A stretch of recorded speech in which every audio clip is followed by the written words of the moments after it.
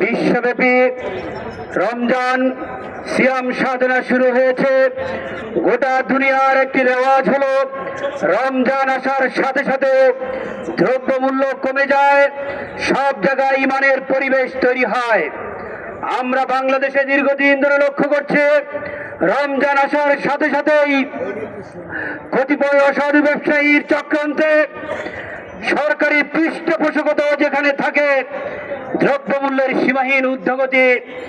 আমরা বলতে চাই জনসাধারণের রোজা পালনের স্বার্থে দ্রব্যমূল্যের নিয়ন্ত্রিত মূল্য আমরা কামনা করে আমরা দেখেছি এমনকি যেখানে খেজুর দিয়ে ইফতার করা হয় সেই খেজুরের উপরও হাত দেওয়া হয়েছে, বলা হয়েছে নাকি জাহাজ ডুবে গিয়েছে। বন্ধুরা আমার, আমরা বলতে চাই এই কঠিন সময়ে নতুন করে রমজানের প্রথম দিনেই যখন আমরা শুনতে পাই রমজান শুরু হচ্ছে, তারাবি হবে, তার আগে আমরা শুনতে পাই যে মহাসড়কে যে চাঁদাবাজি হয়, দীর্ঘদিন যেটাকে আমরা চাঁদাবাজি বলে জেনে আসছি, সেটা নাকি আপোষে লেনদেন করে চাঁদাবাজি নয়।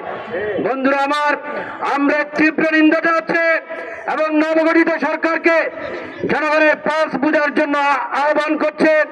পাশাপাশি সমস্ত চ্যানেল সহ সর্বত্র যাতে করে রমজানের পবিত্রতা রক্ষার স্বার্থে অশ্লীলতা সেখানে নিয়ন্ত্রণ করা হয়, বেহায়াপনামূলক কোনো ছবি, কোনো বিজ্ঞাপন, কোনো কিছু যাদের চালনা করা না হয়।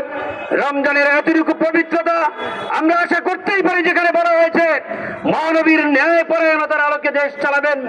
আল্লাহ রাব্বুল আলামিন বলেছেন, স্পষ্টভাবে বলেছেন, ফালা ইউরাব ফালা ওয়া রাব্বিকা লা ইউমিনুনা হাত্তা ইউহাক্কিমুকা ফীমা শাজারা বাইনাহুম।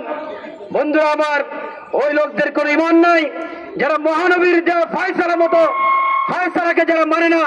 সুতরাং যারা ঘোষণা দিয়েছেন মহানবীর ন্যায় পরায়ণতার আলোকে দেশ চালাবেন, আমরা প্রথম দাবি জানাচ্ছি রমজানের পবিত্রতা রক্ষা করে আপনারা ন্যায় পরায়ণতার সেই আপনাদের আগ্রহ প্রকাশ করুন। এই কথা বলে আমার বক্তব্য